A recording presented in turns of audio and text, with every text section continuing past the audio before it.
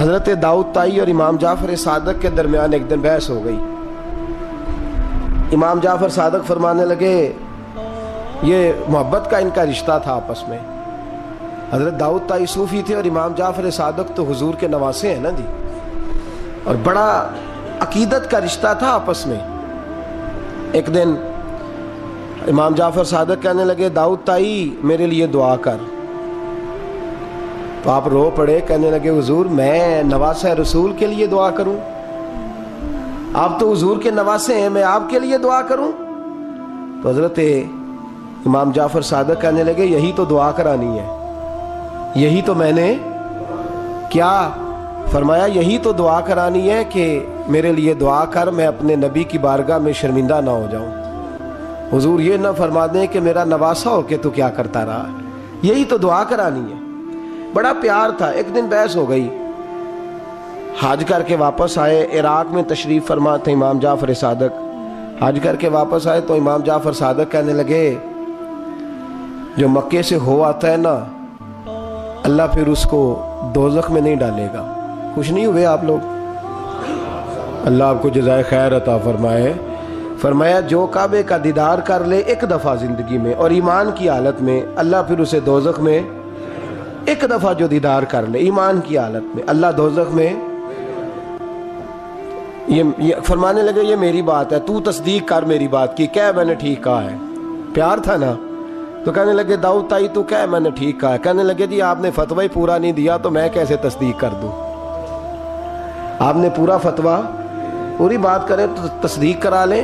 کہا پوری بات کیا ہے؟ فرمانے لگے جو خانہ کعبہ بیت اللہ کا دیدار کر لے اللہ دوزخ میں نہیں ڈالے گا, اور جو مدینے سے ہو آئے اللہ اسے جنت میں ضرور داخل فرمائے گا. صلی اللہ. تو آپ فرمانے لگے داؤد طائی میں نے تو مسئلہ بیان کیا اس لیے کہ جس نے ایمان کی حالت سے کعبہ دیکھ لیا تو اس کا اللہ پہ ایمان پختہ ہے, اور من قال لا الہ الا اللہ داخل الجنہ. اور تو نے یہ جو کہا ہے نا ضرور جنت میں داخل کرے گا مدینے دیکھنے والے کو, تو بھی دلیل پیش کر. مکہ کا ایمان کے ساتھ دیکھنے والا تو میں نے حدیث پیش کر دی, تو دلیل دے. حضرت داؤد طائی بولے بڑی خوبصورت بات, اور خوبصورت لوگ ہی خوبصورت باتیں کرتے ہیں, خوبصورت لوگ ہی جی, ورنہ تو اللہ خیر کرے خوبصورت بات نکلتی نہیں لوگوں کے منہ سے, حرم میں بیٹھ کے بھی نہیں نکلتی. پتہ نہیں کیا سانپ سونگ جاتا ہے, کس قسم کی بولی بولنے لگتے ہیں. خوبصورت لوگ خوبصورت بات کرتے ہیں. حضرت داؤد طائی کہنے لگے میری دلیل یہ ہے کہ پورے مکے میں کہیں جنت تو نہیں نا, مکہ دیکھنے والے کو جنت ملتی ہے پر مکے میں جنت نہیں. فرمانے لگے مدینے میں تو جنت ہے نا, روضۃ من ریاض الجنہ ماں بین بیتی و منبری روضۃ من ریاض الجنہ. فرمایا میرے منبر اور میرے گھر کے درمیان جتنی جگہ ہے وہ. اور آپ فرمانے لگے حضرت امام جعفر صادق سے کہنے لگے حضور دیکھیں نا, اللہ فرماتا ہے جو جنت میں گیا ہم فیہا خالدون, پھر نکالا نہیں جائے گا. تو کہنے لگے میرا عقیدہ ہے جو 2 نفل بھی ریاض الجنت میں پال لے اللہ اسے ضرور جنت میں داخل فرمائے, اس لیے کہ جو گیا وہ دوبارہ واپس. حضرت ادریس علیہ السلام کی دوستی ہو گئی رضوان سے. رضوان جنت کے فرشتے کا نام ہے جس کے پاس چابی ہے جنت کی, دروازے پہ بیٹھے ہوتے ہیں. رضوان اس فرشتے کا نام ہے. تو حضرت ادریس کا یارانہ تھا, وہ ملنے آتے تھے جناب ادریس علیہ السلام کو. تو ایک دن حضرت ادریس کہنے لگے تو خود تو یہاں کی سیر کر جاتا ہے, مجھے کبھی کرائی نہیں. آپ بھی کر لیں. تو فرشتہ آپ کو جنت دکھانے لے گیا. جنت میں جا کے تو کہنے لگا حضور چلے. فرمانے لگے کدھر؟ کہنے لگا واپس. فرمانے لگے میں نے جانا ہی نہیں. اس نے کہا کیوں؟ فرمانے لگے اللہ فرماتا ہے ہم فیہا خالدون, جو جنت میں آئے گا نکالا نہیں جائے گا. تو کیسے مجھے نکال سکتا ہے؟ کہنے لگے جناب آپ نے سیر کا کہا تھا. فرمایا سیر ہی ہے یہ, اس لیے کہ جنتی ساری عمر ہی سیر کریں گے, وہ سیر ہی کریں گے. سفر تو تھکا دیتا ہے بندے کو, یہ سیر ہی ہے. اب وہ فرشتے پریشان ہوئے تو رب کریم نے فرمایا وہ فرشتے تیرا اور اس کا یارانہ بھی میں نے لگوایا تھا, اور اس کو جنت کی سیر پر آنے کی خواہش بھی میں نے ہی پیدا کی تھی. اور تو کون ہوتا ہے میری بغیر اجازت دروازہ کھول سکے؟ بلوایا بھی میں نے ہی تھا. اور یہ جو میں نے کہا نا اڑ جا، یہ توفیق بھی میری ہوئی ہے، میری طلب بھی تو تیرے کرم کا صدقہ ہے۔ یہ پاؤں اٹھتے نہیں بلکہ یہ اٹھائے جاتے ہیں، تو جب بلا لیا ہے جنت میں داخل کرا لیا ہے، اور جنت بھی وہ والی جس کو میرے رسول پاک کے قدموں نے جنت بنایا ہے، وہ جنت جس کو ریاض الجنہ کا لفظ دیا ہے، حضور نے جنت جس کو بنایا ہے، وہاں تک پہنچ جائے۔ یہ ہے ارض جنت، یہ طیبہ کی زمین ہے ارض جنت، پر زمین کس کی ہے؟ کیسا عجیب معاملہ ہے۔ یہ ہے ارض جنت، یہ طیبہ کی زمین ہے، جنت بھی یہیں، کیونکہ مالک جنت بھی یہیں ہے، جنت بھی یہیں، مالک جنت بھی یہیں، جنت بھی یہیں تو مالک جنت بھی۔ اور جتنا جنت کا اعلان میرے نبی نے فرمایا نا، سارا فرمایا ہی مدینے میں ہے۔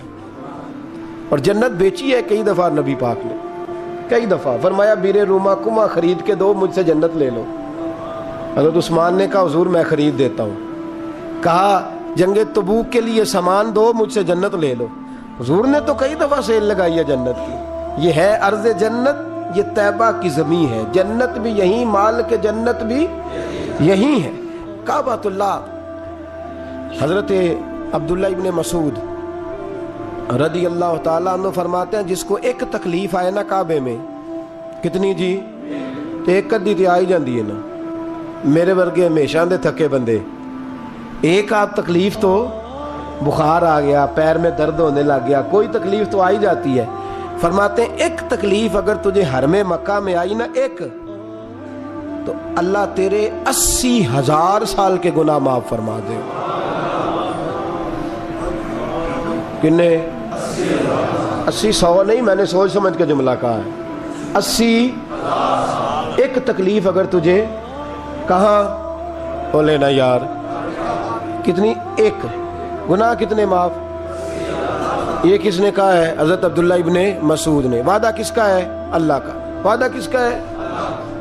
اگر مدینے چلے جائیں تو میرے نبی پاک صلی اللہ علیہ وسلم کو پتا تھا لوگ میرے غلاموں کو دھکے بھی ماریں گے، مجنون اور پاگل بھی کہیں گے، ان کو بری نظروں سے بھی دیکھیں گے، کہیں گے یہ تو ہے ہی پاگل، بڑا کچھ ہوگا۔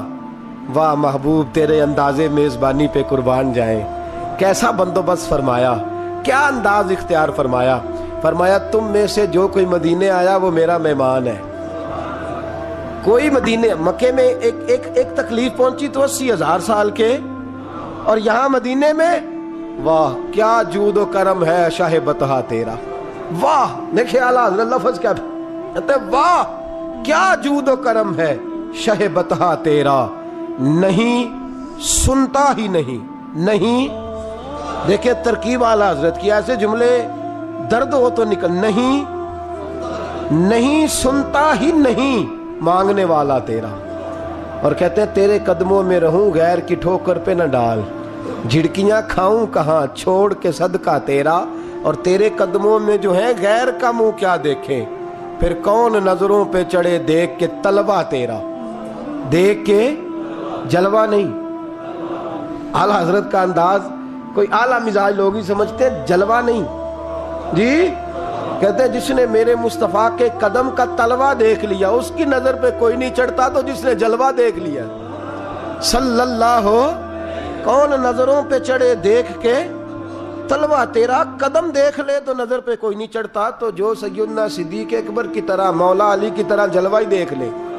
اب میری نگاہوں میں جچتا نہیں کوئی، جیسے میرے محبوب ہیں ایسے میرے رسول کریم صلی اللہ علیہ وسلم نے فرمایا جو حرم مدینہ میں آئے اور اسے کوئی تکلیف پہنچے، اس پر کوئی آزمائش آئے، اسے پریشان کیا جائے، اسے یہاں کوئی دکھ پہنچے، تو میرے حبیب نے فرمایا وہ میرا مہمان ہے، وہ صبر کرے۔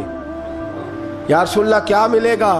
فرمایا تم مدینے کی تکلیفوں پہ صبر کرنا، میں قیامت کے دن اللہ کی بارگاہ میں تمہاری سفارش کروں گا، میں رب کی بارگاہ میں تمہاری سفارش کروں گا۔ مکہ مکرمہ میں تکلیف پہنچی تو گناہ معاف ہے، اور یہاں تکلیف پہنچی تو حضور کی سفارش۔ اور پھر دیکھیے نیکی کا انداز دیکھیے، مکہ مکرمہ میں کوئی ایک نیکی کرے تو 1,00,000 کا ثواب ہے، ایک نماز پڑھو تو کتنے کا؟ ہم نے کبھی سوچا بھی نہیں ہوگا کہ 1,00,000 نفل پڑھیں گے۔ ایک طواف کرو تو کتنے طواف کا ثواب؟ ایک بار ایک دفعہ سبحان اللہ پڑھو تو کتنی کا ثواب ہوا؟ 1,00,000 کا ثواب. اور اگر کوئی حج کرنے جائے تو ثواب ڈبل ہو جاتا ہے.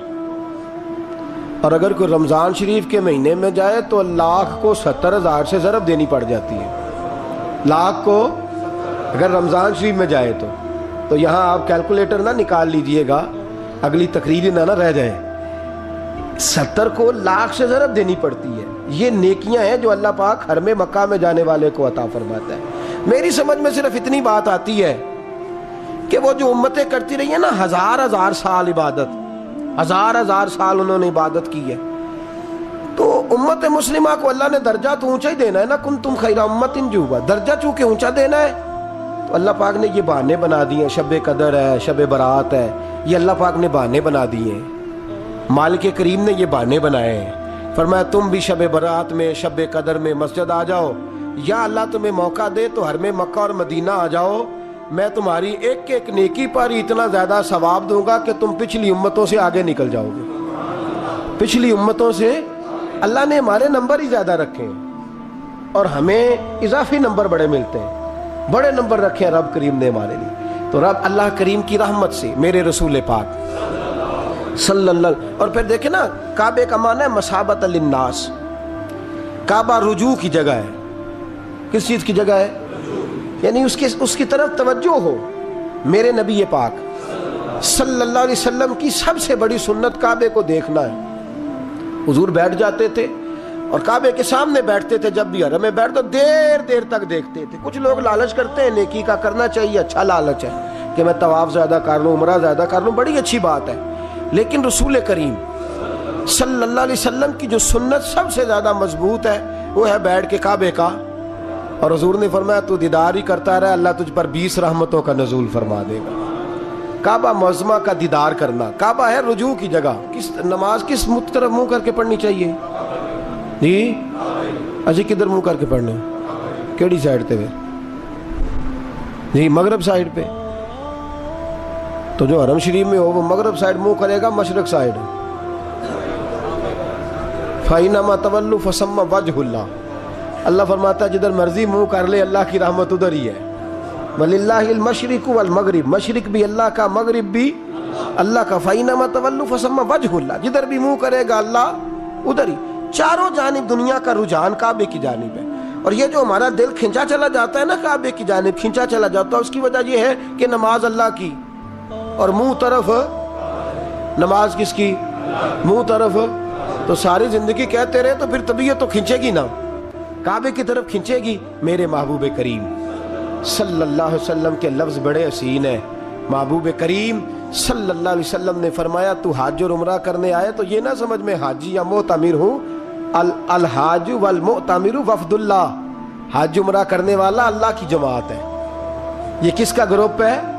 یہ کس کا گروہ ہے؟ اللہ. یہ اللہ کا گروہ ہے. اللہ ان کی میزبانی فرماتا ہے، اللہ ان کو انعامات سے نوازتا ہے. رب کریم اپنے گھر بلاتا ہی اس کو ہے جس کو اللہ نے درگزر کرنا ہو، جس کو اللہ نے معاف کرنا ہو، جس کو اللہ نے بخش دینا ہو. بڑے. اور پھر میاں صاحب رحمۃ اللہ علیہ کا ایک شعر تھا. میں ذرا پریکٹیکل دیکھتا ہوں چیزوں کو، کوشش کرتا ہوں کہ دیکھا جائے. تھوڑا سا نوجوان نسل ہماری تھوڑی سی کہتی ہے ہمیں عقلی طور پہ بھی سمجھاؤ.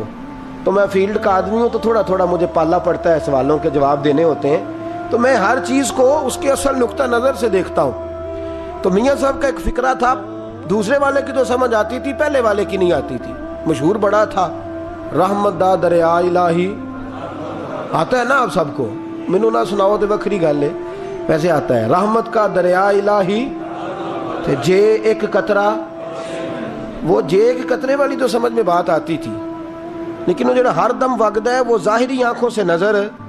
کئی دفعہ ہمیں نظر، صاحب نظر لوگوں کو آتا ہے، باطن میں تو نظر آتا ہے، محسوس ہوتا ہے، لیکن ظاہر نظر یہ کسی نے دیکھنا ہو تو مکے مدینے جا کے نظر آتا ہے. رحمت دا دریا الہی ہر دم، ایک دم نہیں، ہر مدینے کی جس گلی پہ نظر کریں نا آپ ریلا ہی آ رہا ہے.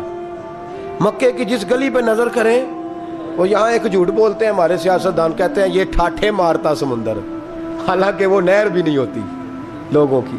ٹھاٹھے مارتا سمندر، پتہ نہیں کدھر ٹھاٹھے لگ رہی ہے، اللہ ہی جانتا ہے. اور جو بھی شروع کرتا ہے بات یہیں سے حرم شریف جا کے پتہ چلتا ہے ٹھاٹھے مارتا سمندر کس کو کہتے ہیں. رحمت دا دریا الہی ہر دم ہی وگدا تیرا تے جے کہ قطرہ بخشے مینوں کام. فرمایا یہ تو نیکی نہیں کہ منہ مشرق کی جانب کرو یا مغرب کی جانب کرو.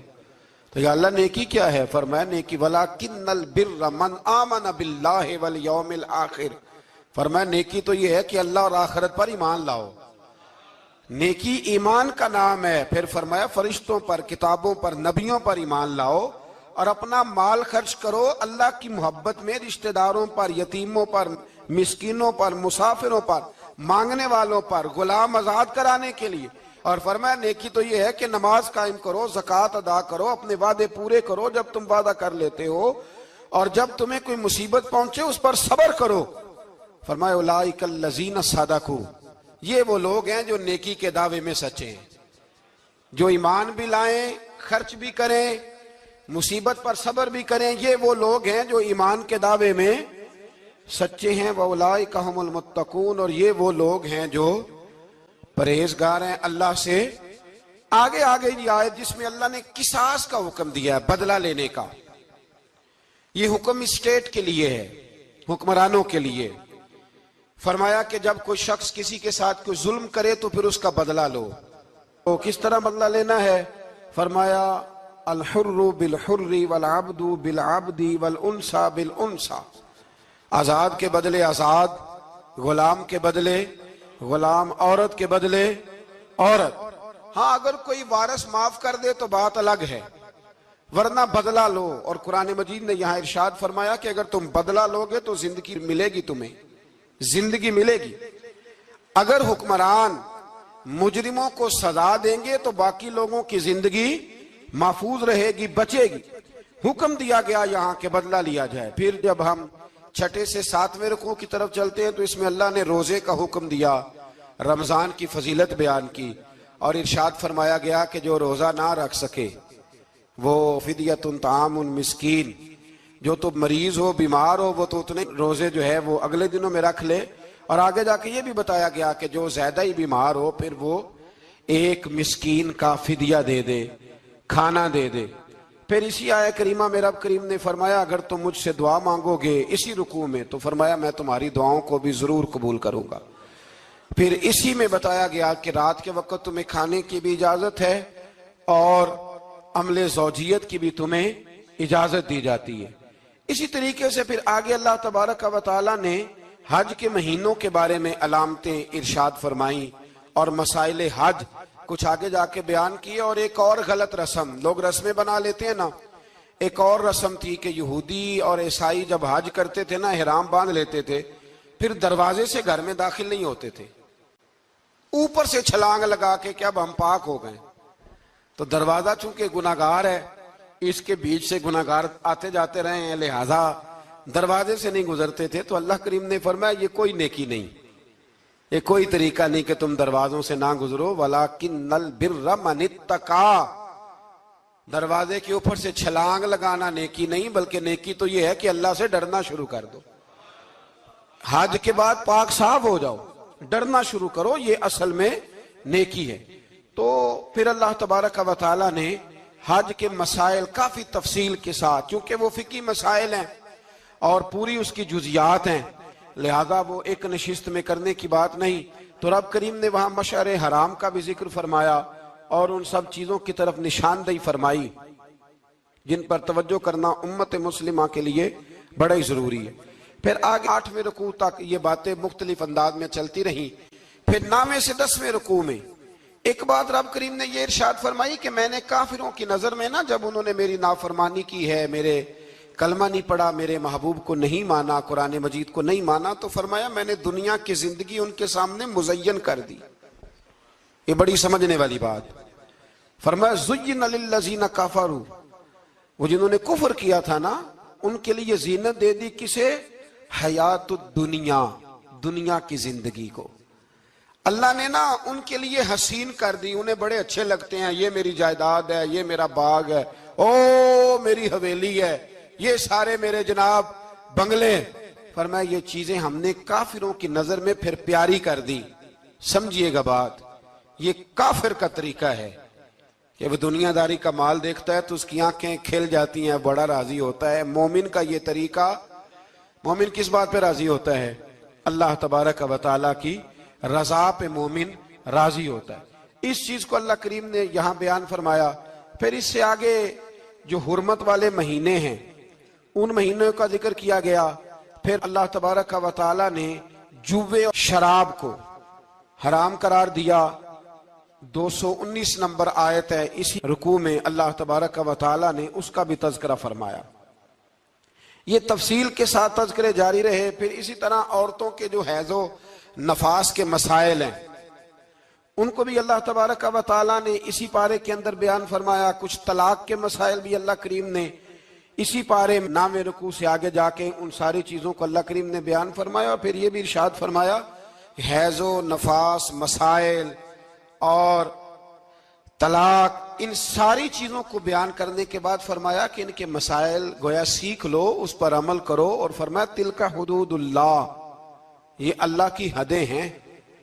فلا تعتدوها, اللہ کی حدوں سے آگے نہ گزرنا. یہ وہ باؤنڈری ہے جو اللہ نے بنائی ہے, یہ حکم وہ ہیں جو رب نے دیے ہیں, تو ان سے آگے نہ جانا.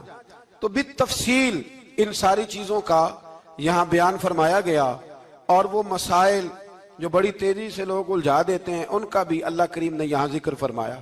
بیچ میں کچھ آیات ایسی ہیں جو زیادہ توجہ کے قابل ہیں اور ہماری روزمرہ کی زندگی میں ہمیں ان کی بڑی اشد ضرورت ہے, جو اگرچہ مسائل فقہ تو نہیں لیکن ضرورت کے لحاظ سے, روزمرہ کے اخلاقی رویوں کے لحاظ سے اس کی بڑی ضرورت ہے.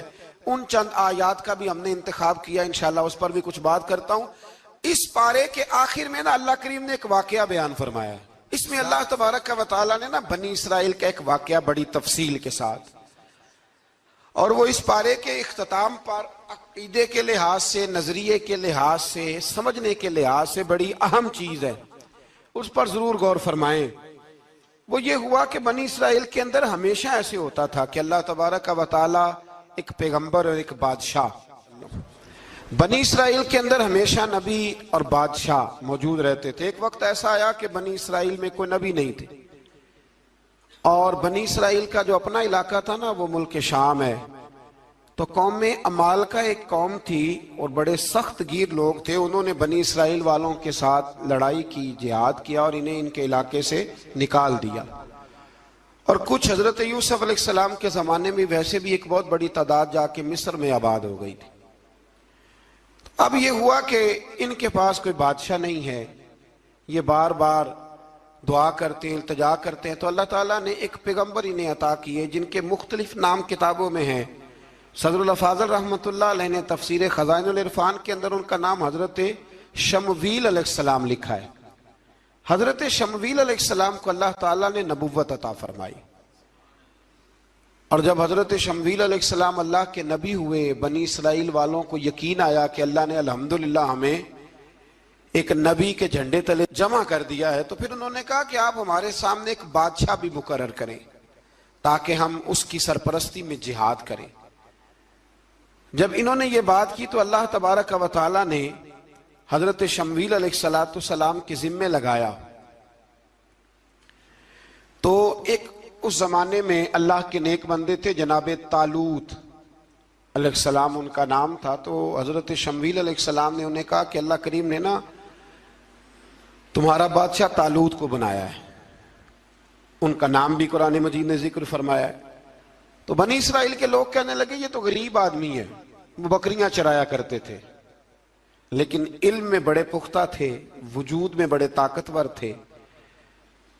تو کہا کہ یہ تو غریب آدمی ہے, تو ہم تو زیادہ حق رکھتے تھے کہ ہمیں بادشاہ بنایا جائے. تو حضرت طالوت علیہ السلام کے بادشاہ بننے کے بعد حضرت شمویل علیہ السلام نے جو بات کی اللہ کریم نے اسے قرآن مجید میں بیان فرمایا. رب فرماتا ہے بسطتاً فی العلم والجسم, اسے اس لیے تمہارا بادشاہ بنایا گیا ہے کہ اسے ہم نے کشادگی دی ہے, علم میں بھی اور جسم میں بھی.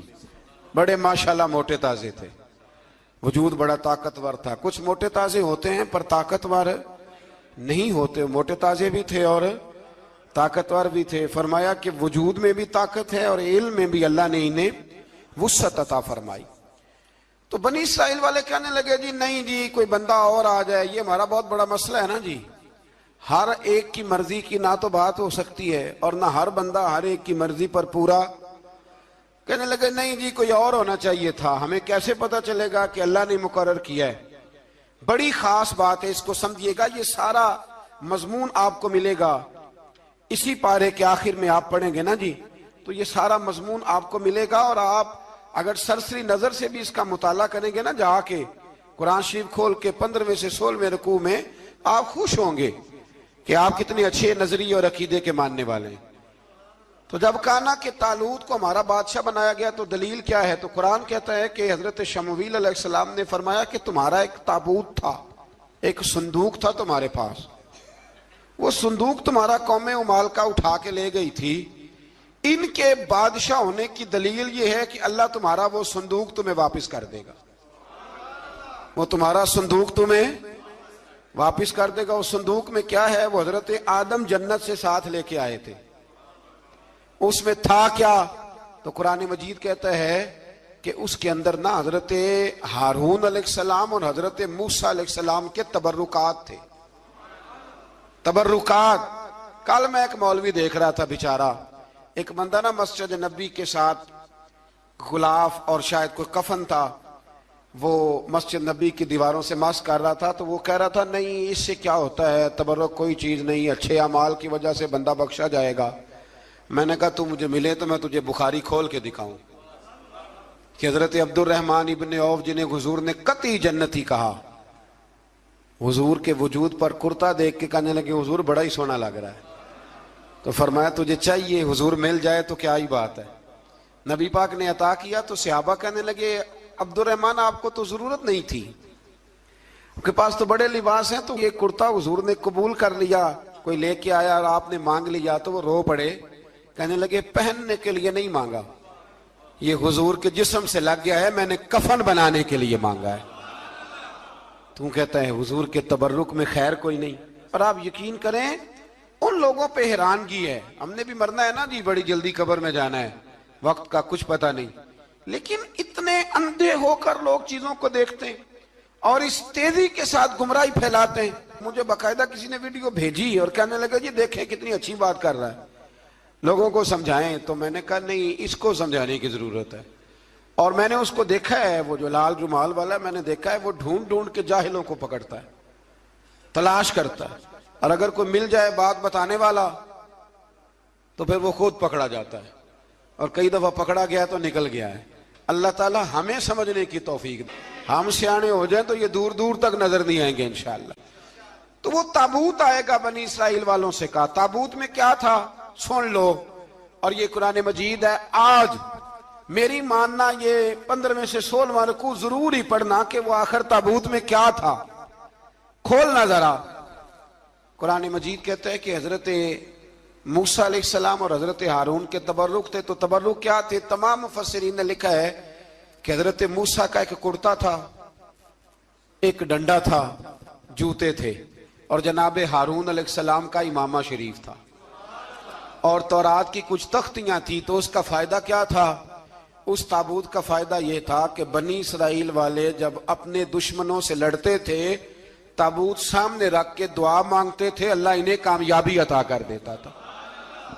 تو قوم عمالقہ کو بھی پتہ چل گیا کہ صندوق میں کچھ ہے جس کی وجہ سے یہ کامیاب ہو جاتے. وہ صندوق اٹھا کے لے گئے. اب ان کی کم بختی یہ, کم نصیبی یہ کہ انہوں نے جا کے اسے روڑی پہ پھینک دیا.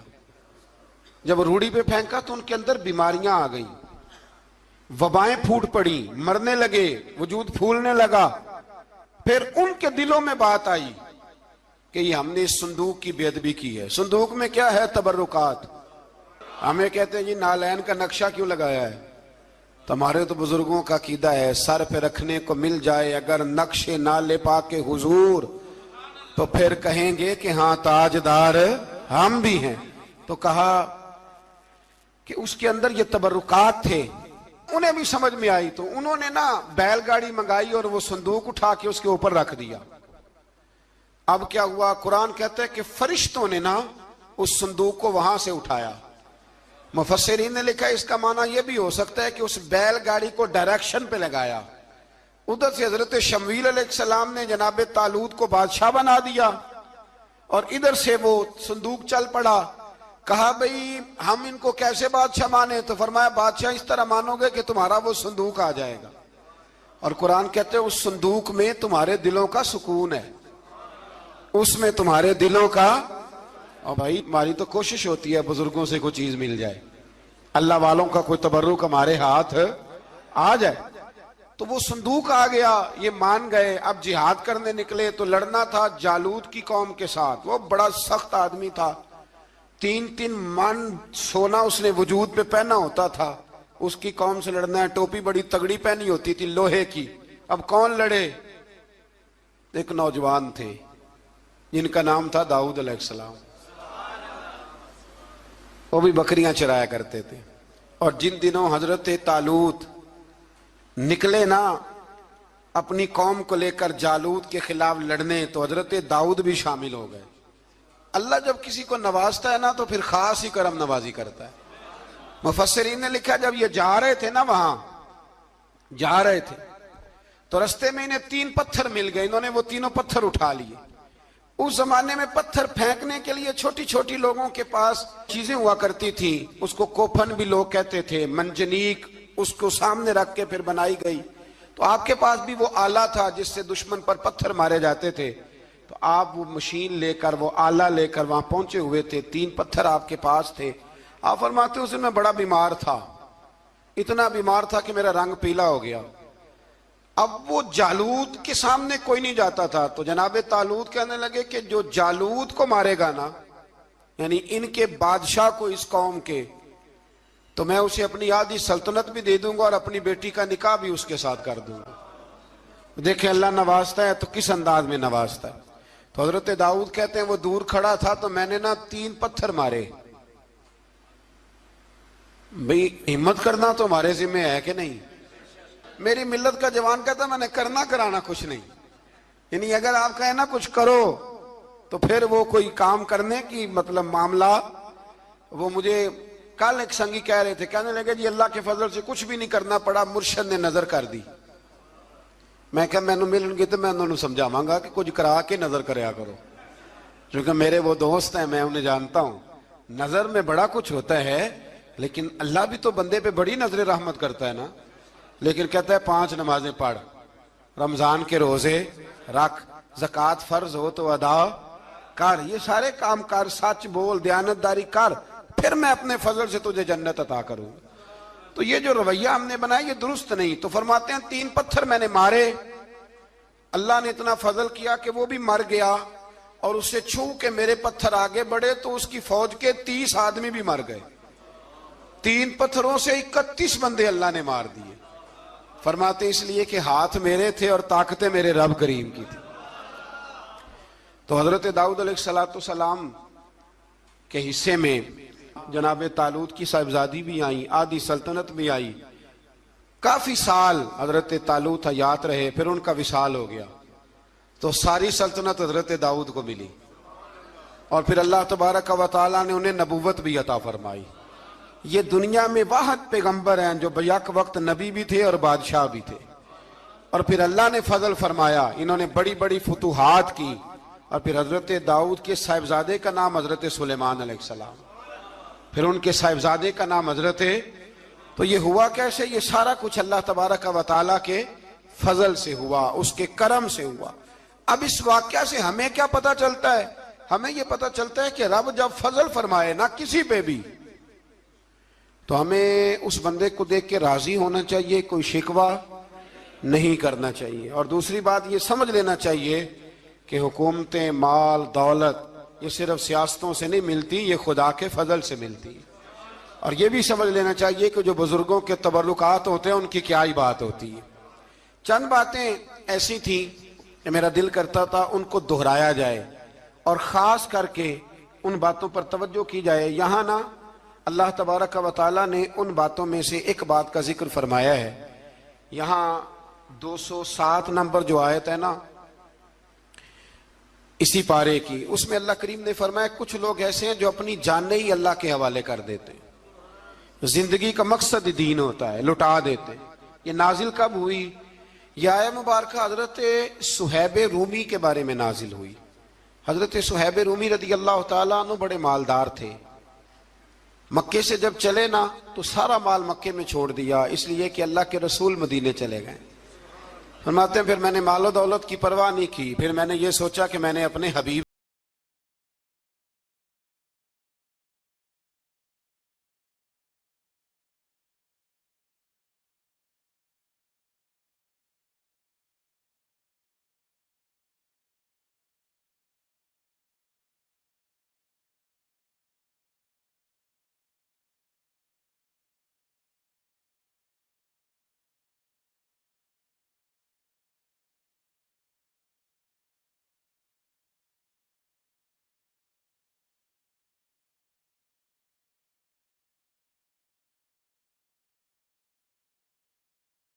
طیبہ کے لیے جب نکلا تو کفار نے، قریش مکہ نے روکا، ہم نہیں جانے دیں گے۔ تو حضرت صہیب رومی فرمانے لگے بھی سنو، میں کمزور نہیں، میں طاقتور آدمی ہوں، اور تم میں سے کوئی ایسا مائی کا لال نہیں جو تیر چلانے میں مجھ سے زیادہ سیانا ہو، تلوار چلانے میں مجھ سے زیادہ عقل مند ہو، جانا مدینے میں نے ہے۔ اب یہ ہے کہ تم بتاؤ میرے ساتھ تیروں تلواروں سے لڑو گے یا میں تمہیں ایک سودا بتاؤں وہ سودا کرو گے؟ قریش کہنے لگے سودا کیا ہے؟ کہنے لگے میرا بڑا مال ہے، میں مکے میں دفن کر کے آیا ہوں، تم مجھے مدینے جانے دو، میں تمہیں سارے مال کا پتہ بتا دیتا ہوں۔ ہزاروں لاکھوں میں تھا مال تجارت۔ دیکھیں جب صحابہ مدینے جاتے تھے تو کتنی قیمت دے کے جایا کرتے تھے۔ تم مجھے جانے دو، میں تمہیں وہاں کا پتہ بتاتا ہوں۔ انہوں نے کہا جی بات ٹھیک ہے، آپ پتہ بتا دیں۔ حضرت صہیب نے ساری زندگی کی جمع پونجی ہزاروں لاکھوں میں ساری دے دی اور مدینے کے لیے تیار ہو گئے۔ اللہ کریم نے اس بات کو بڑا ہی پسند فرمایا اور فرمایا وَمِنَ النَّاسِ مَن يَشْرِي نَفْسَهُ ابْتِغَاءَ مَرْضَاتِ اللَّهِ، فرمایا کچھ لوگ ایسے ہیں جو اپنی جانیں ہی بیچ دیتے ہیں اللہ کی رضا حاصل کرنے کے لیے، اپنی جانیں بیچ دیتے ہیں، نَفْسَهُ ابْتِغَاءَ مرضات اللہ، اللہ کی رضا حاصل کرنے کے لیے اپنی جانوں کو بیچ دیتے ہیں۔ تو فرمایا پھر اللہ کیا کرتا ہے؟ فرمایا واللہ رؤوف بالعباد، پھر اللہ بھی اپنے بندوں پر بڑا ہی رحم فرمانے والا ہے۔ جب یہ سارا مال دے کے مدینے پہنچے نا تو ان کے استقبال کے لیے جناب عمر پہلے سے موجود تھے۔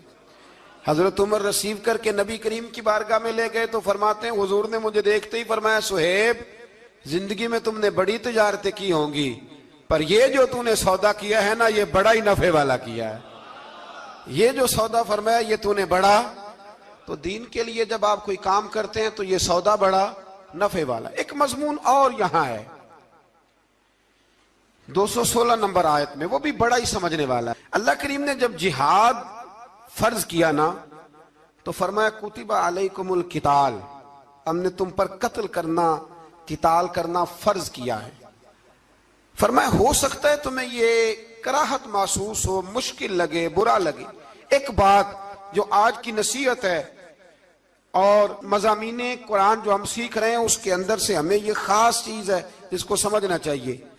اللہ کریم نے فرمایا کہ تم پر جہاد فرض کیا گیا ہے، وَهُوَ كُرْهٌ لَكُمْ، ہو سکتا ہے تمہیں ناپسند ہو، تو ایک نہ ساری زندگی کے لیے ایک نصیحت کر دی۔ فرمایا وَعَسَىٰ أَن تَكْرَهُوا شَيْئًا، ہو سکتا ہے تم کسی چیز کو ناپسند کرو، وَهُوَ خَيْرٌ لَكُمْ، اور وہ تمہارے لیے اچھی ہو۔ اللہ اکبر، یہ وہ بات ہے اگر سمجھ میں آ گئی تو کلیجہ ٹھنڈا ہو گیا، زندگی سکون میں آ گئی۔ فرمایا ہو سکتا ہے تم کسی چیز کو ناپسند کرو اور وہ تمہارے لیے بہتر ہو۔ وَعَسَىٰ أَن تُحِبُّ شَيْئًا، ہو سکتا ہے تم کسی چیز سے محبت کرو، وَهُوَ شَرٌّ لَكُمْ، اور وہ تمہارے لیے بری ہو، اچھی۔ بس میرے رب نے ایک بات مسلمان کو بتا دی جو جینے کے لیے بڑی کافی ہے۔ فرمایا تم میرے اور میرے رسول کے حکم پر چلو۔ کیوں؟ اس لیے کہ واللہ یعلم وانتم لا تعلمون، اللہ جانتا ہے تم نہیں جانتے۔ اللہ کے طریقوں کے مطابق، رسول اللہ کے بتائے ہوئے طریقوں کے مطابق چلو۔ اللہ جانتا ہے، ہم جانتے نہیں۔ تو قرآن مجید کی اس نصیحت پر ضرور غور کریں۔ ایک شخص نے ایک دفعہ اپنی بیوی کی بڑی شکایتیں کی نبی کریم کی بارگاہ میں، تو رسول کریم علیہ السلام نے فرمایا ہو سکتا ہے اللہ تمہیں اس میں سے ایسی اولاد عطا کر دے جو تیرے لیے باعث خیر ہو۔ جو چیزیں ہم ناپسند کرتے ہیں بعض اوقات اسی میں سے اللہ تعالی ہمارے لیے خیر کر دیتا ہے۔